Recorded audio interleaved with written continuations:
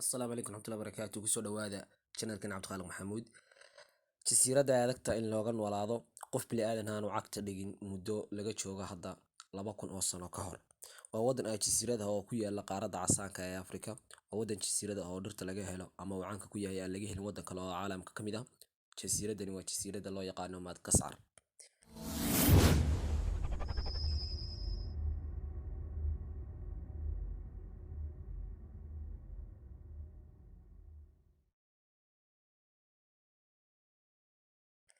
Ma ogtahay in magaca uu asal ahaan kasoo jeedo magaalo Soomaaliyeed oo caan ah oo magaaladaasi dalka Madagascar magaciisu waxa asal ahaan kasoo jeeda magaalo Soomaaliyeed waana magaalada Muqdisho. Ma si ogtahay inuu wadankani leeyahay boqolkiiba 5 dhirta caalamka ku yaala, sidoo kalena laga helo boqolkiiba 5 ka badan xayawaanada caalamka jooga. Sidoo kale ma la socotaa wadankani inuu ku yaalo xeebta galbeed ee qaaradda Afrika, gaar ahaan bartamaha badweynta Hindiya. Sidoo kale waa wadanka ama jasiiradda ugu weyn Afrika, ahna jasiiradda afraad ee ugu weyn caalamka.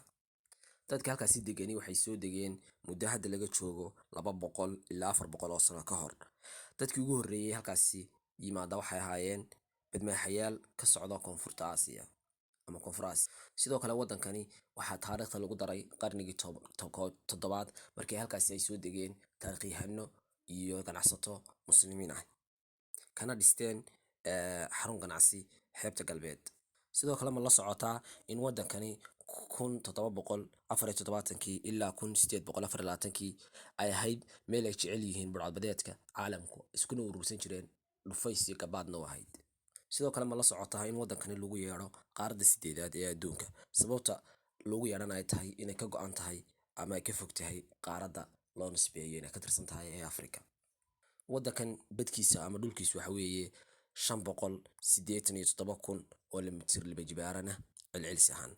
Waa wadanka 46aad ee caalamka ugu weyn, waana jasiiradda afraad ee ugu weyn caalamka. Sidoo kalena waa jasiiradda koowaad ee ugu weyn Afrika. Sidoo kale wadankani waxa uu 3 jeer ka ballaaran yahay jasiiradda Britain.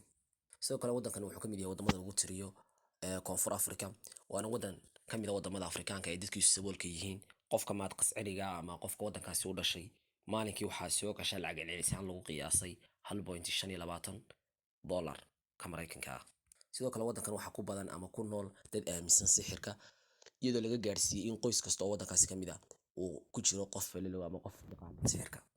Sidoo kale wadankan waxaa kusoo duulay waagii gumaysiga oo qabsaday gumaysan jiray wadanka Faransiiska sanadii 1883. Sidoo kale waxa uu ka qaatay xornimada 1960 ayuu madaxbannaanida ka qaatay wadanka Faransiiska. Wuxuuna noqday wadan dimuqraadi ah oo ka hirgalo nidaamka dimuqraadiga.